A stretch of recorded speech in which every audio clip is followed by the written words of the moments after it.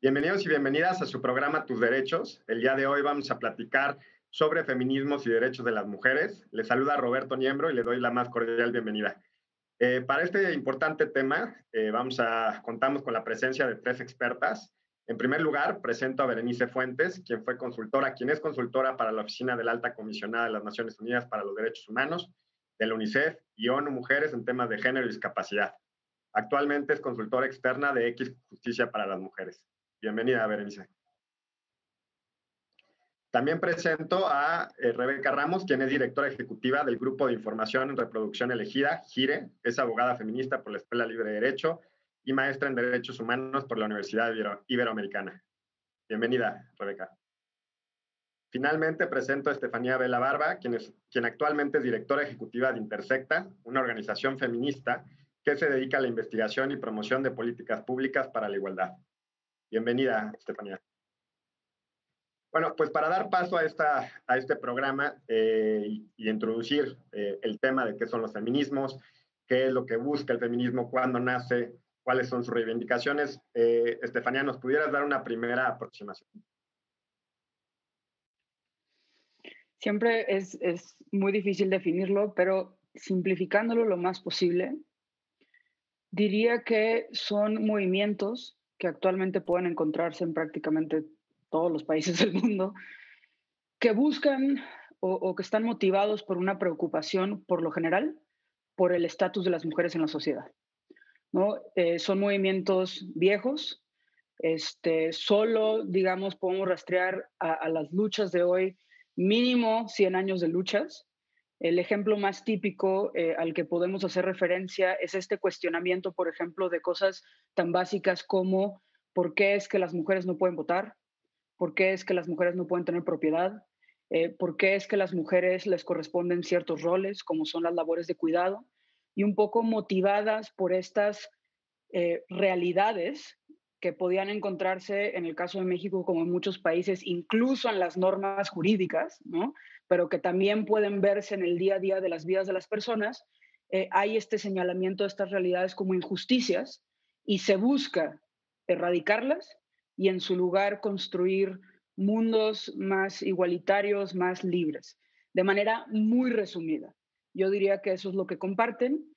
Digo que es complejo porque precisamente, dada que las realidades en los distintos países son muy diferentes, incluso aquí en México podemos ver que los problemas a los que se enfrentan las mujeres en el norte no necesariamente son los mismos problemas a los que se enfrentan en el sur. Los problemas de 2021 con COVID evidentemente no son los mismos problemas que hace solo un año. Las preocupaciones concretas pueden ir cambiando con el tiempo, las estrategias concretas pueden ir cambiando con el tiempo, pero siempre hay esta motivación por visibilizar y erradicar injusticias y en su lugar construir sociedades más justas. Gracias, Estefanía. Rebeca, ¿por qué? Bueno, el programa es sobre feminismos, ahora vamos a andar también en feminismos y derechos de las mujeres. ¿Por qué derechos de las mujeres? Y alguien que nos ve podría decir, ¿por qué no derechos en general? ¿Por qué no en abstracto? ¿Por qué necesitamos esa especificidad? Uy, pues justo el tema de los derechos en abstracto, el tema del reconocimiento de los derechos humanos, ha partido de una visión históricamente pues patriarcal en donde se reconocía como sujeto que nos aplica a todos, a todas, a un tipo muy específico de hombre, ¿no? Si nos vamos a la Declaración de los Derechos del Hombre y del Ciudadano en la Revolución Francesa, pues claro que había una reivindicación por los derechos humanos, por los derechos de los hombres, pero no incluía, por ejemplo, a los derechos de las mujeres. En la Declaración Universal de los Derechos Humanos se seguía partiendo de este modelo de un hombre blanco, heterosexual, propietario, y entonces parecía que con tener una declaración en donde se le reconocía a todas las personas ciertos derechos básicos, nos incluía a todas. El tema es que no es así. Justo retomo lo que Estefanía ya estaba diciendo, el tema de los feminismos, pues ya cuando hablamos de los derechos de las mujeres, pues implica un montón de complejidades que no necesariamente se comparten por este modelo universal de humanidad. Y entonces por eso, a partir del siglo pasado, hay estos movimientos reivindicativos de los derechos de las mujeres, haciéndonos cargo de ciertas diferencias que en algunos casos tienen que ver con cuestiones biológicas, pero sobre todo tiene que ver con esto que ya se comentaba de roles que se nos asignan a las mujeres. Entonces, por ejemplo, la reivindicación de los derechos políticos. ¿Por qué las mujeres no pueden votar? Hay que hablar de los derechos políticos de las mujeres. En el tema, por ejemplo, que desde Gire llevamos trabajando casi 30 años, los temas de derechos reproductivos, ¿no? Que tienen que ver con la interrupción del embarazo, el acceso a servicios de salud reproductiva que tienen que ver con la atención del parto, la atención a ciertos tipos de anticonceptivos. Entonces, cuando hablamos de derechos de las mujeres, no es que neguemos la titularidad de los derechos de todas las personas, ni que se les nieguen derechos a los hombres, sino que ha habido una necesidad histórica por visibilizar y por reivindicar estos derechos que tenemos las mujeres y que lamentablemente por la manera en la que están creadas nuestras sociedades, pues no es tan natural como quisiéramos que fuera o como se reconoce en términos de los derechos humanos en general. Gracias, Rebeca. Berenice, se ha mencionado 2 veces el tema de los roles, de los estereotipos, y qué tiene que ver esto con el reclamo de igualdad, de autonomía de las mujeres. Pues sí, se ha mencionado 2 veces porque esa es como una característica típica, básica de por qué las mujeres estamos haciendo un énfasis en reconocimiento de derechos específicos, o sea, por qué precisamente estos cuerpos, ¿no? Los cuerpos socializados como mujeres.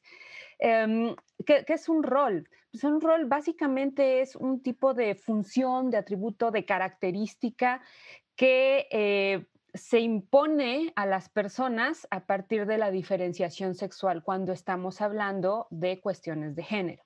Entonces, te enrola la sociedad, te enrola a través de las prácticas en las familias, las prácticas con otros grupos sociales, en las escuelas, te enrolan en suponer que por haber nacido con determinadas características en tu cuerpo, por ejemplo, por haber nacido con genitales a los que se les ha llamado femeninos o genitales masculinos, pene, vagina, tú tienes que, y entonces ese es el mandato, ¿no? Ese es el rol, tú tienes que, por haber nacido con ese cuerpo, tienes que ser tierna, tienes que ser obediente, tienes que ser dócil, tienes que ser cuidadora, tienes que ser maternal, y lo mismo sucede con los cuerpos socializados como hombres.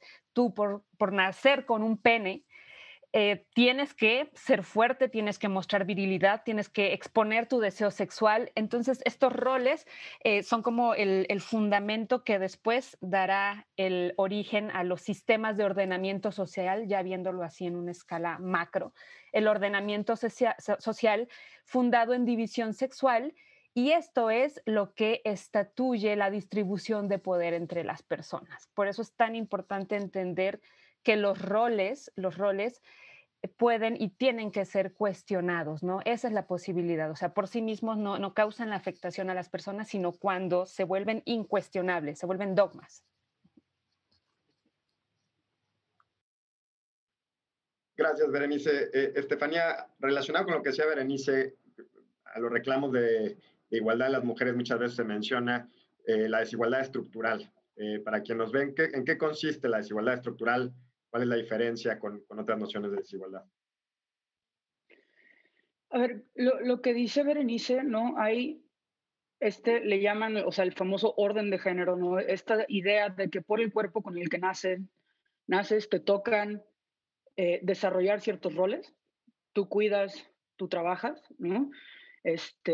Tú cuidas a los niños, tú te encargas de que los niños tengan dinero para ir a la escuela, ¿no? Pero estos roles se pueden encontrar en distintos sistemas. O sea, insisto, no olvidar que el derecho mismo los instauraba. No son meras elecciones de las personas, no es una mera decisión de una familia.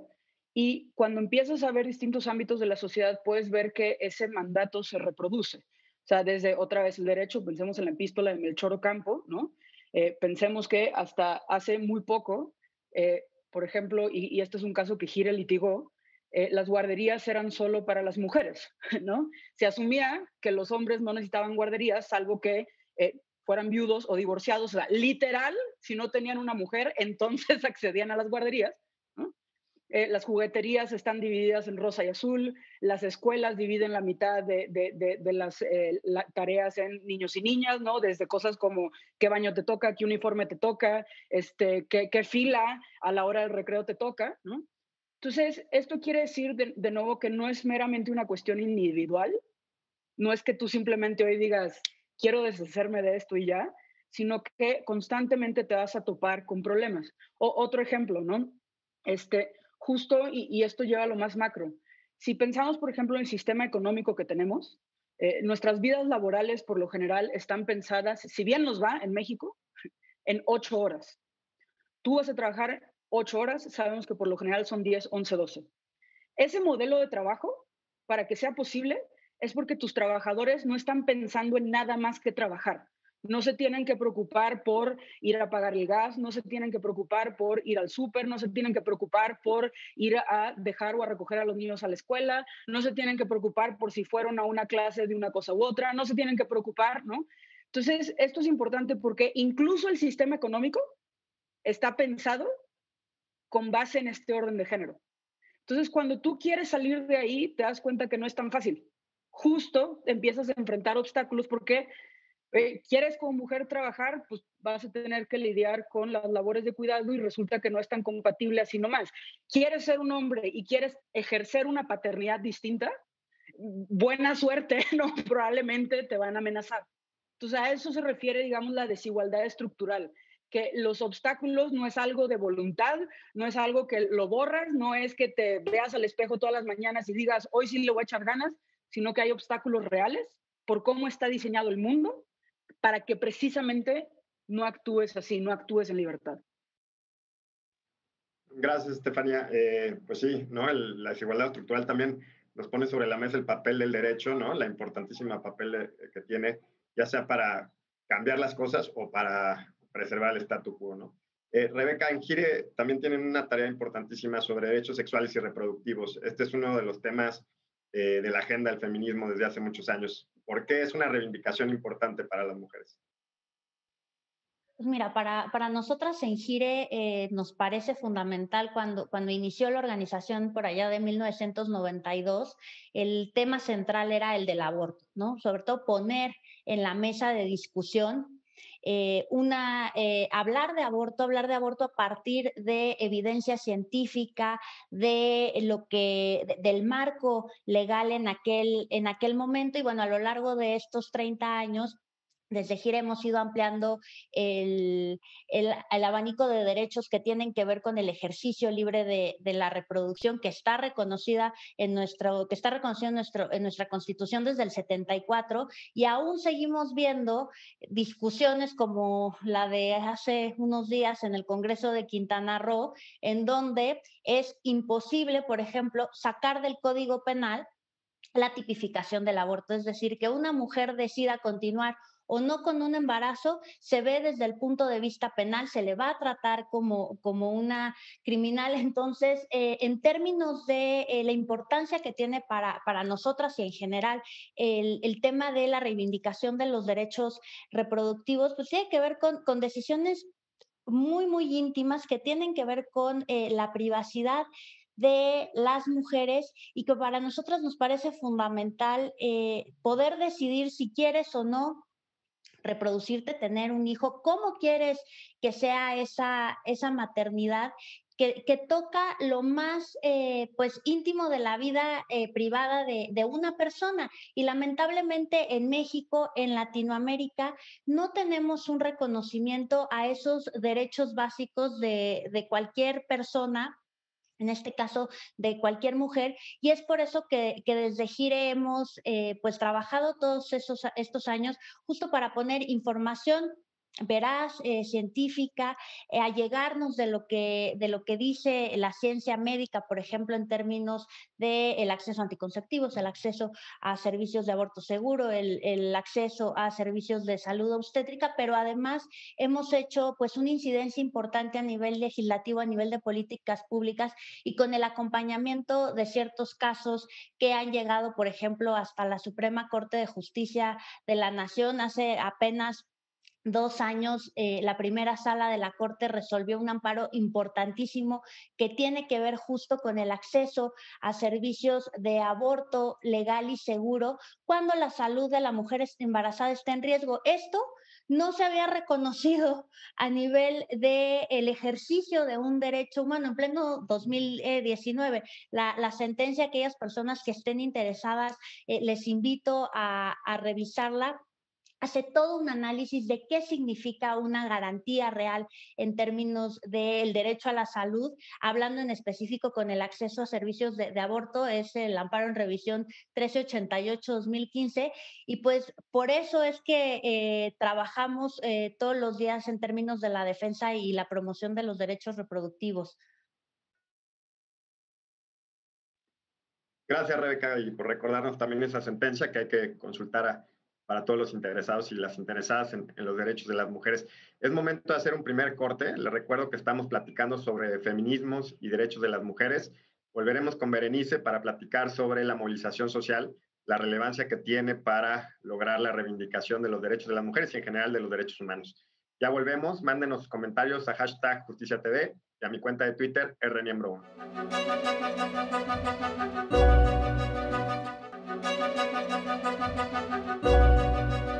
Ya estamos de regreso en su programa Tus Derechos. Les recuerdo que estamos platicando sobre feminismos y derechos de las mujeres.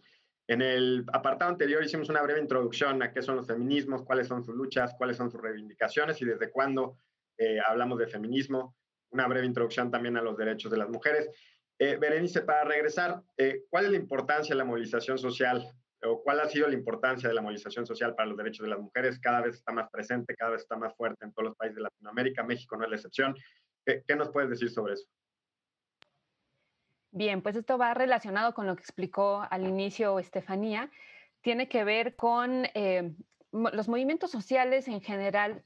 Siempre son reivindicaciones de lucha, de resistencia, ¿no? Por exigir algo que nos es propio. Paradójicamente son cosas que no son propias, que no tendrían por qué no estar. Sin embargo, en la realidad cotidiana no están, ¿no? Y por eso se pelean en los movimientos sociales estos derechos. Ahora, cuando damos una mirada hacia atrás, los derechos y sus pugnas y la organización de grupos para pelear por algo que nos es propio tiene siglos, tiene muchísimo tiempo. Por eso decía Estefanía, es tan difícil hablar de los feminismos y acotarnos a tiempos y acotarnos a expresiones unívocas. Entonces, bueno, pues los movimientos sociales, por supuesto que impulsan la exigibilidad de derechos, pero digamos que esto ya viene como en nuestra cabeza muy moderna, muy actual. Si vemos hacia atrás y vemos esta historia de siglos, pues entonces nos damos cuenta, por ejemplo, en Latinoamérica, ¿no? Existencia de movimientos de grupos antiesclavistas, por ejemplo, grupos antiesclavistas, grupos de mujeres indígenas en distintas partes de Latinoamérica que peleaban porque sus hijas, hijos no nacieran como propiedades, objetos, ¿no? Que ya eran las coronas occidentales quienes prácticamente etiquetaban la vida de esa persona, de ese ser humano, humana. Entonces, estos movimientos, muchos de ellos no tienen la categorización de feministas, sin embargo, son lucha de derechos y muchos de ellos luchas de derechos asociadas con el estatus de mujer. Entonces, esto es algo muy importante. Entonces, no podemos hacer una categorización, pero es necesario no pensar que lo estamos inaugurando ahora, ¿sí? Que se nos ocurrió de repente hacer marchas y hacer manifestaciones y que ahora, porque yo he escuchado en muchísimos foros es que esas cosas de ahora, pues no es ahora. Más bien hay que ponernos a estudiar y ver cómo se aplastaban estos movimientos y se aplastaban desde la estructura, ¿no? Desde la estructura estatal, desde la estructura educativa, son movimientos aplastados. ¿Por qué? Pues porque están cuestionando el poder, el ejercicio de poder, el statu quo de la normalidad, de la pirámide de ejercicio de poder. Entonces, los movimientos sociales son como los que abren brecha. Si yo pudiera hacer una analogía con el derecho, siempre les digo, es como cuando tienes que hacer un embargo y entonces pues tocas a la puerta y logras que te abran la puerta y pones el pie, ¿no? Pones el pie para que ya no te la cierren y entonces de ahí empujas y empujas. Esto lo van haciendo los movimientos sociales desde el momento en que empiezan un reclamo. Porque esa es otra de las cuestiones. De repente hay voces que nos dicen, bueno, sí, ustedes ya pelearon, ya pidieron, ¿y luego qué? ¿No? No, a ver, tan solo el ejercicio de reclamar, o sea, de haber hecho una reflexión para decir esto no está bien, eso ya es algo, eso ya es importante, eso ya es un avance. ¿Por qué? Porque te rompe la indiferencia, te rompe la situación de, pues nos conformamos con lo que está. Entonces, el propio ejercicio de decir esto no está bien, de muchísimas maneras. Sí podemos hacerlo en manifestaciones, pero pues también están las redes sociales, está el ejercicio periodístico, está el ejercicio de defensa de derechos humanos, muchísimos espacios de reclamo. Eso por sí mismo ya es algo que te mueve el statu quo en el ejercicio del poder. Entonces, ¿y luego qué? Pues y luego qué es algo que se tiene que ir construyendo, ¿no? No puedes hacer y tener todas las respuestas del momento en que reclamas. El primer paso es reclamar.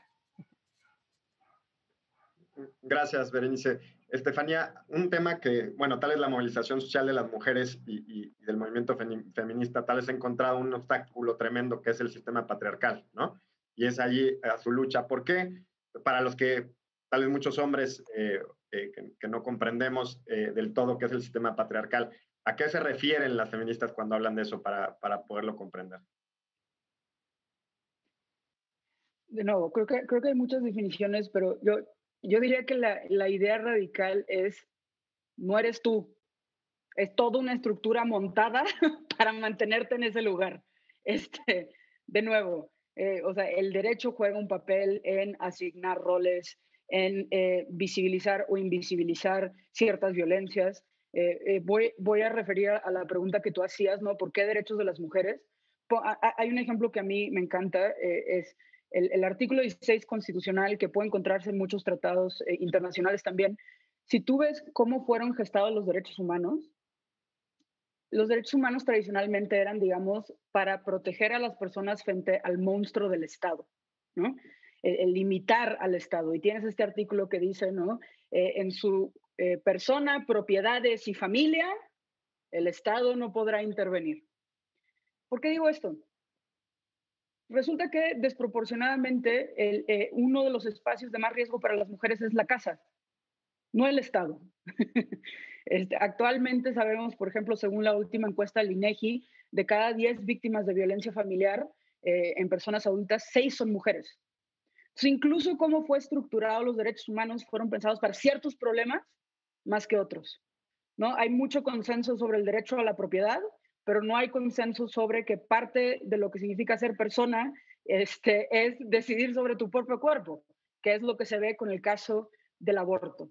Entonces, creo, simplificando de nuevo, que cuando se habla de patriarcado es empezar a darnos cuenta que hay toda una serie de entramados normativos, culturales, económicos, políticos, que están diseñados en este caso para mantener a las mujeres en cierto rol, y por lo general es un rol de subordinación. Y creo que esto es importante porque no puede dudarse, si otra vez agarramos la epístola de Melchor Ocampo, se le asignan roles a las mujeres y a los hombres. Pero por lo general los roles que se le asignan a los hombres, de alguna manera u otra, tienen mucha más posibilidad de llevar a un acceso de poder político, económico, que como quiera la desventaja siempre es sobre las mujeres, ¿no? Y lo segundo, y también haciendo referencia a lo que dice Berenice sobre la movilización, creo que de nuevo lo más importante que señalan los feminismos, y no solo los feminismos, como bien dice Berenice, cualquier movimiento social que busca erradicar una injusticia, es el no eres tú. Y esto lo digo porque por lo general yo veo así, simplificando, dos tipos de personas, ¿no? Están las personas que genuinamente creen que pues, el papel de las mujeres está en la casa y no en el trabajo. Están las personas que no creen que es así, pero que se dan cuenta que la estructura laboral no necesariamente es amable, pero que creen que lo que se tiene que hacer es yo cambiar, ¿no? yo me tengo que hacer bolas con mi familia, yo me tengo que hacer bolas con mis horarios, yo si le echo suficientes ganas, ¿no?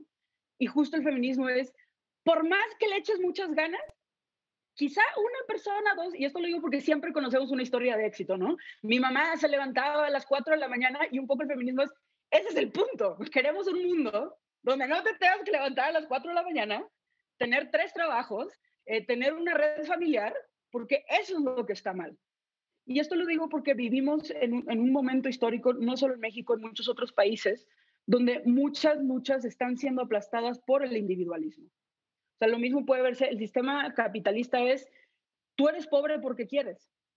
Si emprendieras lo suficiente, si le echaras las suficientes ganas, si ahorraras lo suficiente, ¿no? Y uno va a un Sanborns y cuáles son los libros que se encuentran, puros libros de autoayuda. Y justo lo que hace movimientos, o sea, el movimiento de derechos laborales es eso, no tiene que ver con que le eches ganas. Literal, todo está diseñado para que como 4 personas se queden con toda la lana y tú estés aquí trabajando 10, 12, 14 horas y que apenas te alcance para sobrevivir. ¿No? Entonces, si es una estructura, tú solo no puedes, tú sola no puedes. Te tienes que aliar. Necesitas una fuerza grupal, necesitas la colectividad. Y de ahí también los movimientos. Claro, de acuerdo, Estefanía. Gracias, Rebeca. A ver, la siguiente pregunta es, en términos de derechos, estamos muy acostumbrados, por ejemplo, en las sentencias de la Corte, en el Poder Judicial, a hablar de perspectiva de género. A veces no se entiende muy bien a qué se refiere eso y cuál es su relación con los derechos de las mujeres.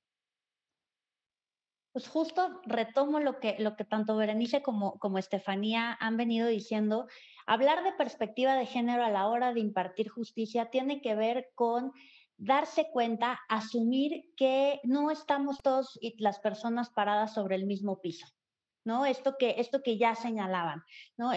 Pienso, por ejemplo, en el ejemplo que daba Berenice en términos del movimiento social, y te abren tantito la puerta y pones el pie.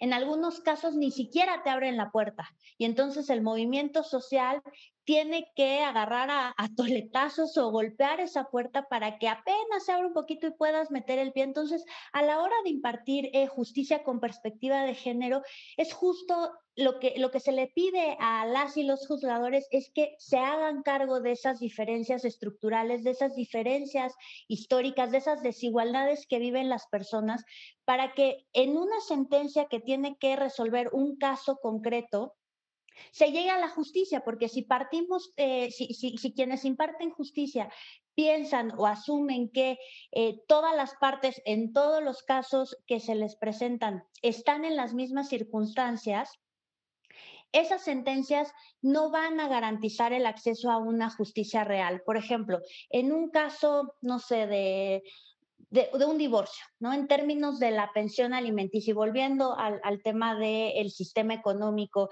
en el que vivimos hoy y que la Corte ya ha hecho pues bastantes cosas en términos de atender estas situaciones de desigualdad. Si lo ponemos hace 50 años, una mujer pide el divorcio, no trabajó, es decir, no tuvo un trabajo remunerado fuera de casa, pide el divorcio, jamás en aquella época se iba a tomar en cuenta el tema de la jornada y del trabajo al interior del hogar y que eso tendría que ser compensado después de que se divorciara. Ahora, con esta perspectiva de género, asumiendo que existen estas diferencias que ponen a mujeres y a hombres, en este caso a esta mujer y a este hombre en particular, en una posición diferente, una vez que se divorcien estas personas, el señor sí tuvo un trabajo formal en donde estuvo en el seguro social a los 60, 65 años, va a acceder, por ejemplo, a una pensión. La mujer no, porque jamás estuvo cotizando en el sistema de seguridad social. Entonces, si no tomamos en cuenta estas diferencias, el grave riesgo y la situación que es terrible es que esa sentencia en realidad no va a hacer justicia a las partes ni va a garantizar los derechos de aquellas dos personas que están en conflicto en términos de reconocer estos derechos básicos. Entonces, a eso es a lo que nos referimos con perspectiva de género, hacernos cargo de estas diferencias estructurales, históricas, pero que aplican a los casos concretos y que es fundamental que quienes imparten justicia lo tomen en cuenta, por supuesto, atendiendo a todo el marco constitucional, a la legalidad, pero sí que se tome en consideración esas realidades de las personas que te están presentando un caso en específico. Gracias, gracias Rebeca. Berenice, relacionado con este tema de tomar en cuenta la realidad social, las desigualdades estructurales en las cuales nos desenvolvemos hombres y mujeres en nuestra sociedad, un tema también importante es la interseccionalidad. Se suele hablar de distintas causas, de distintas razones por las cuales una mujer puede estar oprimida, ya sea por su raza, por sus preferencias sexuales, por su género, etcétera. ¿A qué se refiere? ¿A qué nos referimos con un enfoque interseccional? Sí, pues la interseccionalidad justo surge como una noción que se empieza a manejar dentro de mujeres feministas chicanas, ¿sí? Ellas, digamos que visibilizan que no solo era la cuestión de género la causa por la que había una desigualdad respecto a la relación con otros pares, hombres, con los cuerpos socializados como hombres.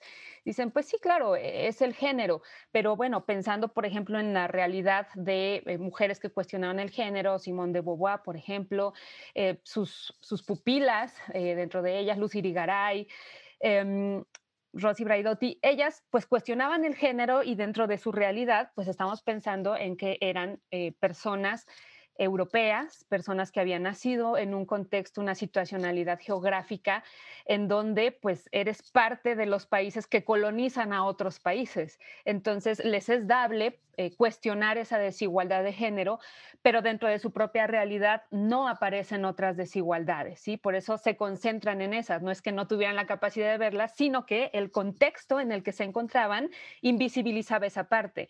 En cambio, cuando estamos haciendo una reflexión desde otros lugares, por ejemplo, otros lugares donde fuimos las personas colonizadas, aquí, además del género, el hecho de haber sido colonizadas, el hecho de tener una piel morena, por ejemplo, el hecho de no hablar español o de no hablar inglés, de hablar otro idioma, otra lengua, eso suma a la desigualdad. Entonces, ya no es solo el problema para la sociedad que seas mujer, que hayas nacido con este genital. Tu problema también es cómo hablas, cómo te vistes. Tu problema es esa forma en que haces música, por ejemplo, o la forma en que te agrupas y tienes esos rituales a los que les llamas fiestas patronales, ¿no? El folclore. Entonces, esto también se va volviendo un problema. Por eso estas mujeres feministas dicen, no solo es el género intersectado con que yo estoy dominada por otra cultura. Entonces, agrégale a la desigualdad de género la desigualdad cultural, la desigualdad entre culturas donde una cultura como la occidental, la europea, vale mucho más. Y entonces, pensémoslo como en los términos prácticos, cuando alguien nos dice, oye, me voy a casar con un extranjero, ¿no? Y entonces uno pues de inmediato empieza a hacer aquí elucubraciones en la cabeza y dice, ah, sí, ¿con quién? Pues con un guatemalteco. Ah, uh-huh. Y entonces de inmediato vienen esos pesos, ese simbolismo a la cabeza, simbolismo cultural, de cuál sería la diferencia entre casarme con un extranjero inglés a casarme con un extranjero guatemalteco. Entonces, la intersección logra visibilizar más de dos condiciones de desigualdad y ver cómo, en esto que explicaba Estefanía, no es que fueras tú quien provocó la desigualdad. La estructura social, tu sociedad, las creencias, los valores que se forjaron en tu sociedad respecto de esa cultura y respecto de ese género, te tienen como te tienen sumida en la desventaja. Entonces, por más que las personas hagan, no van a lograr superar la desigualdad porque no la hicieron ellas en lo individual, esas personas, la hizo el grupo. Por lo tanto, solo se puede deshacer cuando destruimos la estructura que las crea, cuando la modificamos. Pero lo tenemos que hacer mirando desde todas las desigualdades que nos están intersectando a las personas, edad, sexo, género, identidad cultural, muchas. Muchas gracias, Berenice. Es momento de hacer un segundo corte. Les recordamos que estamos platicando sobre feminismos y derechos de las mujeres. Mándenme sus comentarios a hashtag JusticiaTV y a mi cuenta de Twitter, rniembro1. Ya regresamos.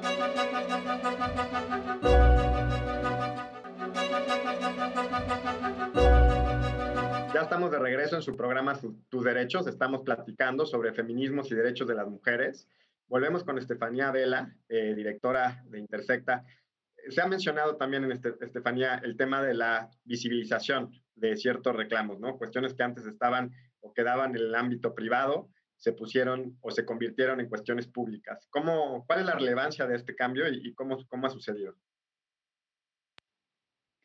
Creo que hay varios ejemplos, ¿no? Y, a ver, para mí una de las preguntas cruciales que plantean los feminismos y otros movimientos sociales es las preocupaciones de quién tenemos en mente, los problemas de quién estamos tratando de resolver, ¿no? Las necesidades de quién estamos tratando de satisfacer. Y justo cuando empiezas a ver estas preguntas y analizas, por ejemplo, el derecho, te das cuenta que el derecho por lo general responde a las preocupaciones, necesidades y problemas de ciertos grupos más que otros, ¿no? Mencioné hace rato el ejemplo de la violencia familiar, que es como el ejemplo típico feminista, ¿no? Incluso pensemos como hoy uno de los conceptos más populares es el concepto de la seguridad pública, ¿no? Como país articulamos nuestro problema principal como la violencia que ocurre en las calles. Y esto es cierto, nadie niega que tenemos un enorme problema de violencia ahí, pero ha sido justo el feminismo el que ha señalado no pueden dejar de ver la casa. Para las mujeres, casi hay el mismo riesgo de ser violentadas afuera que adentro de la casa. Pongo una estadística nomás para contextualizarlo. Si vemos los asesinatos que ocurren en el país, de los hombres asesinados, 1 de 10 son asesinados en su casa. En mujeres es 3 de 10. Entonces, si quieres garantizar las vidas de hombres y mujeres, no basta que te enfoques en las calles, tienes que también ver a la familia, y esto es particularmente relevante para las mujeres, ¿no? Entonces, algo que no se veía como un problema, se empieza a señalar como lo que es, un problema, ¿no?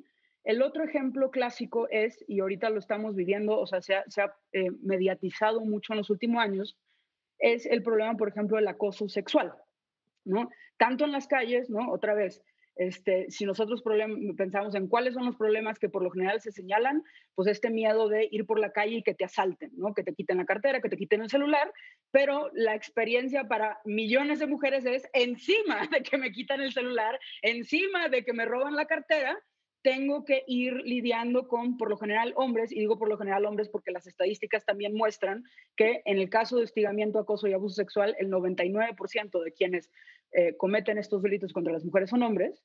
Encima de eso, tengo que lidiar también con que me vengan chiflando, con que me vengan siguiendo, con que estoy en el metro, me agarran una nalga, ¿no? Entonces, algo que no era visto como un problema, empieza a ser visto como un problema. Lo mismo en los espacios laborales, ¿no? Hay todo un movimiento por los derechos laborales que señala cómo no hay un salario mínimo decente, cómo no se garantiza la seguridad social, pero dejan fuera que encima de todos esos problemas, para muchas trabajadoras, estar en el ámbito laboral implica dos cosas. O sea, por un lado, lo que ya hemos mencionado, la imposibilidad de conciliar tu vida familiar con la laboral, pero por otro, tener que estar lidiando con multiplicidades de violencias, ¿no? Incluido el acoso sexual, ¿no? El ejemplo típico de si a ti tu jefe, tú como hombre, tu jefe te invita a una cena, ni por aquí se te cruza por la mente que hay algún motivo, ¿no? Oculto, y tú como mujer tienes que estar calculando así de ¿por qué me quiere invitar? ¿Es porque realmente me valora como trabajadora? ¿Es porque quiere algo más? ¿Sabrá que estoy casada? ¿Finjo que estoy casada? ¿No? Y dices, es una sola cena, pero de repente se convierte en todo este estrés porque no sabes, ¿no? Y dos, no quiero dejar de mencionar, justo visibilizar también estas dinámicas de poder. Y esto lo digo porque ahora con todos los Me Toos, mi primer acoso, etcétera, ¿no? Una de las preguntas más constantes es el famoso ¿por qué no denunciaste? ¿No? Y nunca falta la persona que diga, si a mí me pasa eso, yo hubiera denunciado. Y cuando te pones a analizar otra vez cómo es la realidad cotidiana de las personas, te das cuenta que no es tan fácil denunciar porque precisamente tu trabajo está en riesgo. Ahorita lo estamos viendo con el caso de Félix Salgado Macedonio, ¿no? Todo lo que implica denunciar.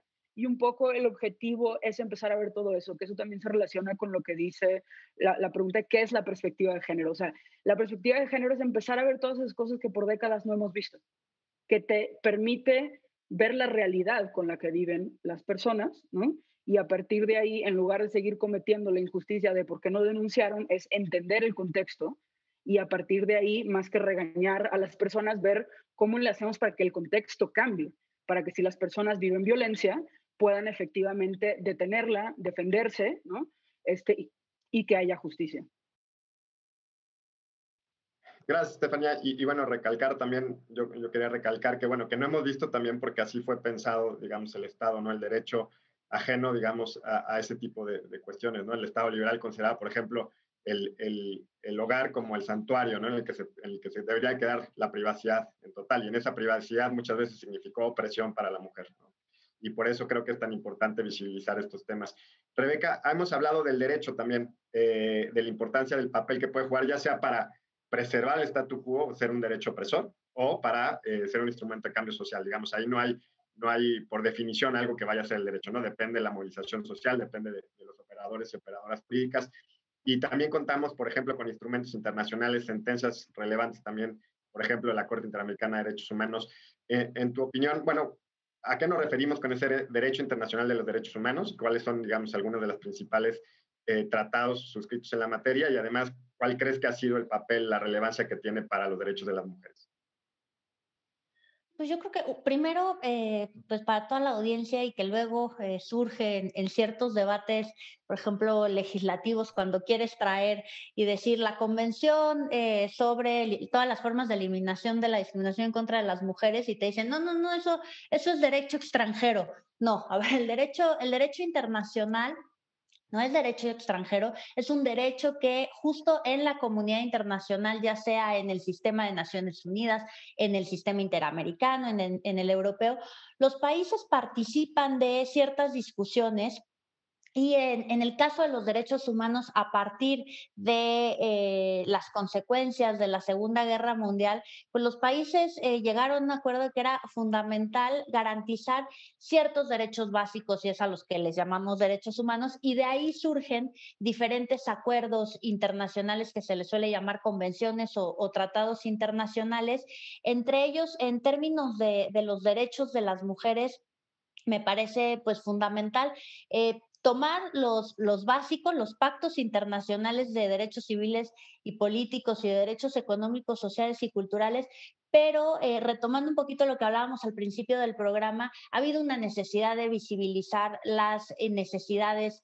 de las mujeres. Y ahí han surgido ciertas convenciones como la CEDAW en el ámbito internacional en términos de la discriminación en contra de las mujeres y en el ámbito interamericano, la Convención Belém do Pará para erradicar todas las formas de violencia en contra de las mujeres. Entonces, yo sobre todo la importancia que le veo a los tratados internacionales y después las interpretaciones que los organismos, ya sea los comités de Naciones Unidas o cortes como la Interamericana tienen, es presionar de alguna manera a los estados y porque el nivel de desarrollo y de reconocimiento de los derechos no es lo mismo en todos lados, ¿no? Por ejemplo, vemos aquí en México, en términos de, y regreso uno a los temas de derechos reproductivos, desde 2009 y antes con la norma oficial mexicana en términos de anticoncepción de emergencia ya se reconocía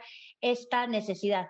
En la práctica tenemos ahí una brecha importante, pero bueno, a nivel normativo se reconoce que cualquier persona, pero sobre todo aquellas víctimas de violencia sexual, tienen el derecho a recibir de manera inmediata servicios de anticoncepción de emergencia. Nos vamos, por ejemplo, a Honduras y en Honduras se dice que la anticoncepción de emergencia es abortiva y que viola la Constitución de Honduras y las víctimas de violencia sexual no tienen ningún derecho a acceder a este servicio. Entonces, un poco lo que hace el ámbito internacional es tratar de nivelar y señalar ciertos estándares que se tienen que, idealmente, que los estados tendrían que cumplir, aunque esto no necesariamente sucede todo el tiempo, pero por lo menos son herramientas que aquellas personas, organizaciones que están en la defensa de los derechos humanos, utilizando el derecho como herramienta,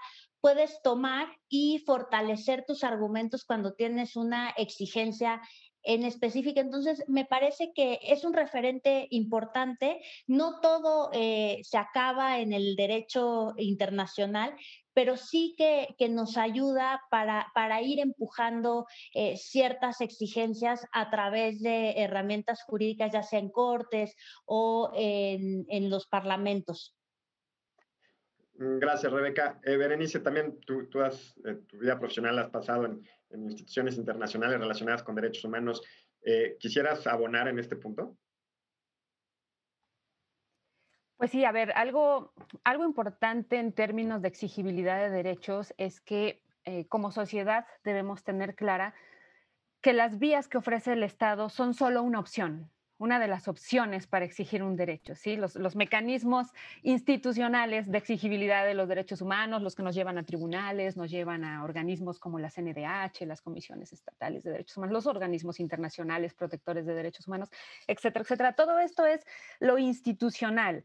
Además de eso, están las vías extrainstitucionales de exigibilidad de derechos y necesitamos ponerlas en foco. ¿Por qué? Porque lo institucional muchas veces no es suficiente. ¿Sí? No es suficiente para reparar. Nos topamos con obstáculos infranqueables como el que nos acaba de plantear Rebeca. ¿Qué hacer si en un país una norma penal sanciona la toma de la píldora porque la considera abortiva? El problema es que esa es la cerrazón, se considera delito.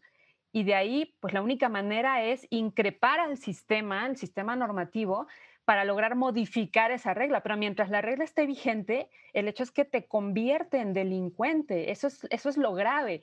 Por eso les hablo de que necesitamos poner foco, las personas que estamos exigiendo y cuestionando este ejercicio de poder patriarcal, necesitamos pensar en otras vías de exigibilidad y otras vías de solución de los problemas. Y esto es algo que empieza a visibilizarse por parte de organismos internacionales. Cuando los organismos trabajan de cerca con la sociedad civil, se dan cuenta que muchos de los problemas pueden ser mediados sin tener que acudir a la institucionalidad, o sea, en la transformación de la práctica social. Y ahí está, ¿no? En la realización de talleres, en la realización como de acercamiento entre lo institucional con lo no institucional, pero nos damos cuenta que sí, está rebasada la institucionalidad para resolver todos los problemas. Entonces, esa es una cuestión muy importante respecto de estos organismos. Y por eso están saliendo nuevas iniciativas que ya vienen de las bases de la sociedad, que dicen, a ver, en esta comunidad proponemos que se arregle el problema de esta manera. Por ejemplo, el problema de la toma de píldora, ¿no? De anticonceptivo.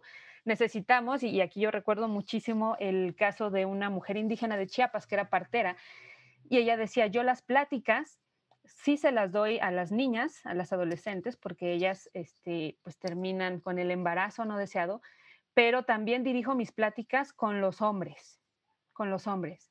¿Por qué? Pues porque son ellos quienes no las dejan ir a tomar el servicio médico, la consulta. Entonces yo necesito mediar con los hombres. Entonces esta es una de las cosas que, por ejemplo, feministas como Rita Segato dicen, nos falta el trabajo con los hombres, o sea, nos falta el trabajo con aquellas personas a quienes se les ha dado el privilegio de ejercer más poder. Y los organismos internacionales empiezan a dar cuenta de esto y por eso las iniciativas ahora, a la par de trabajar con los estados, las estructuras duras, es trabajar con la sociedad y a partir del reconocimiento de problemáticas que tienen ahí concretas.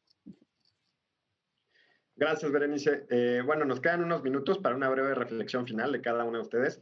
Estefanía, si quieres darnos tu conclusión, y luego Rebeca, y luego Bel.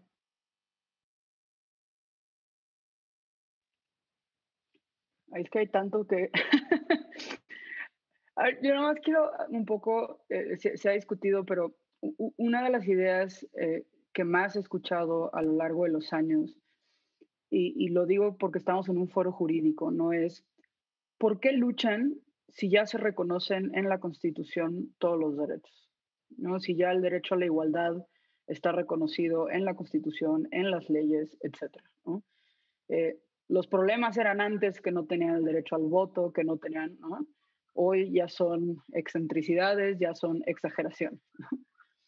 Y por lo general lo que respondo es, y no, este no es un problema exclusivo, la igualdad de género, ¿no? Pero particularmente importante para México, que es que nuestra Constitución puede decir misa, pero eso no necesariamente significa que esos derechos plasmados en el texto se respetan en la realidad, ¿no? O sea, la Constitución puede decir que se respeta el debido proceso y vemos cómo en el sistema penal no se respeta constantemente, ¿no? La Constitución puede decir que hay derecho al agua y ahorita en COVID podemos ver que hay comunidades enteras sin acceso a agua potable, ¿no? La Constitución puede decir que todos tienen derecho a un trabajo digno con todas las prestaciones y sabemos que la gran mayoría de las personas que trabajan en este país lo hacen en un contexto de informalidad.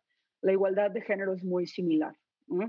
Si bien la Constitución dice que todas las personas merecen ejercer todos sus derechos, seguimos viendo año tras año, encuesta tras encuesta, censo tras censo, que en este país ser hombre o ser mujer importa para saber quién puede ejercer efectivamente sus derechos.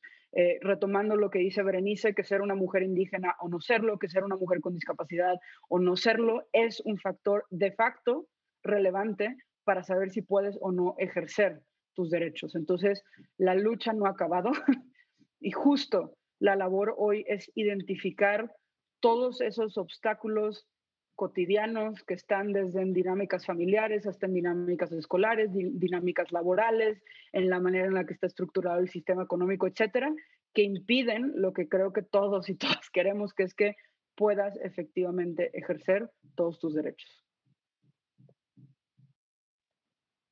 Gracias, Estefanía. Rebeca. Sí, yo creo que, o sea, en términos de, como conclusión, me parece que los feminismos nos permiten abrir el lente, ¿no?